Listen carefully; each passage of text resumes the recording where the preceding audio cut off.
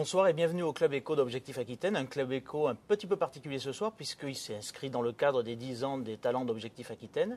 À propos de talents, j'en reçois un ce soir, il s'agit d'Éric Moussu, vous êtes directeur commercial et marketing de DRT. Absolument. Alors DRT vient d'obtenir donc le talent dans la catégorie export international. Absolument. Félicitations. Merci, on est très, très honorés par ce prix.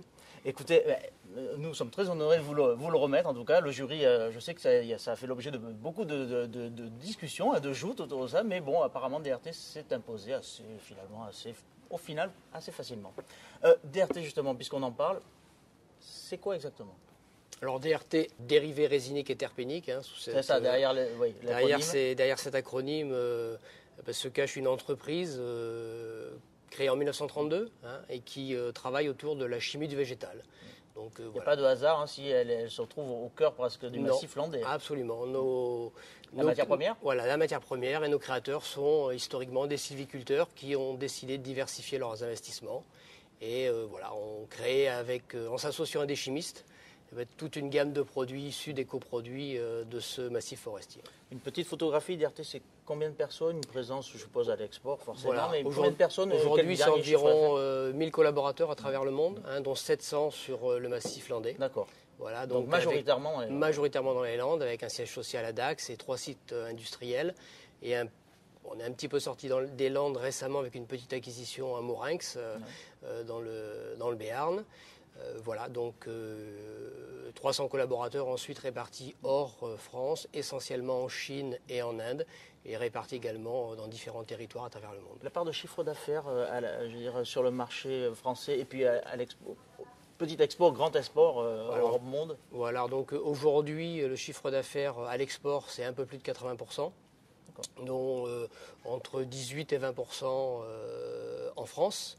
Et hors Europe, c'est environ 21%, avec une très grosse croissance ces dernières années, puisque entre 2006 et 2012, on est passé d'une proportion de 5-6% à plus de 20% hors Europe. À quoi on l'explique cette croissance? Parce qu'effectivement, vous auriez pu avoir deux talents, sans doute aussi celui de l'entreprise en croissance. Écoutez, je pense d'abord... Qu'est-ce qui porte l'activité? C'est le boom d'une sorte de chimie verte, pardon. Voilà, alors le boom d'une chimie du végétal, qui est importante aujourd'hui dans beaucoup de métiers. Je pense également le dynamisme d'une équipe qui est très soudée autour d'objectifs de croissance.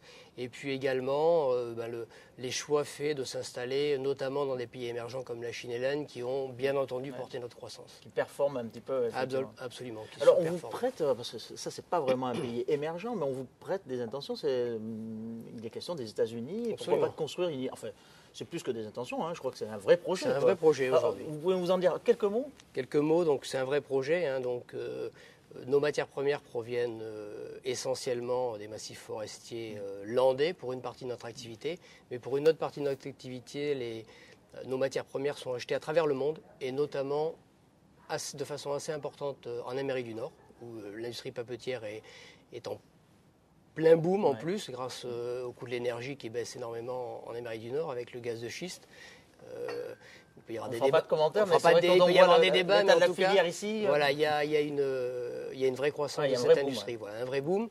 Nous, on a souhaité se rapprocher de nos fournisseurs de façon à réaliser des premières étapes dans nos processus de chimie, c'est-à-dire le fractionnement d'essence de papeterie localement, de façon à pouvoir continuer à grossir et à alimenter notre chaîne pour fabriquer les ingrédients qu'on va retrouver un petit peu dans la vie quotidienne de chacun, dans les pneumatiques, les chewing-gums, les colles et adhésifs ou la parfumerie. D'accord, mais écoutez, on va suivre votre aventure de très près. Peut-être une toute dernière question. Comment vous sentez 2014? On va pas regarder dans la boule de cristal et jouer les Madame Irma, mais vous sentez, pour DRT en tout cas, vous sentez comment cette année 2014? Pour DRT en tout cas 2014, on est relativement confiant. On est nous on n'est pas dépendant, mais en tout cas on suit souvent des cycles de matières premières. Et on est sur un cycle de matières premières plutôt haussier. Ce qui veut dire qu'on a des espoirs de croissance en chiffre d'affaires et également de retrouver des marges qui ont été un petit peu... ballotté, ça a été un petit peu difficile les dernières années, avec des résultats tout à fait honorables, mais on a bon espoir. On est optimiste pour 2014. Donc, croissance, dites donc, je pense qu'on va se revoir l'an prochain, quasiment à la même période. Peut-être, on espère bien. Peut-être dans les entreprises en croissance, on espère bien. Et voilà, pourquoi pas dans cette catégorie-là. Éric Moussu, je vous remercie. Merci et encore une fois, bravo au nom de Objectif Aquitaine pour toute l'équipe de DRT. Très bien, merci beaucoup Objectif Aquitaine. Merci à vous. Il ne nous reste plus qu'à vous donner rendez-vous au prochain Club Éco d'Objectif Aquitaine. Merci de nous avoir suivis. Bonsoir.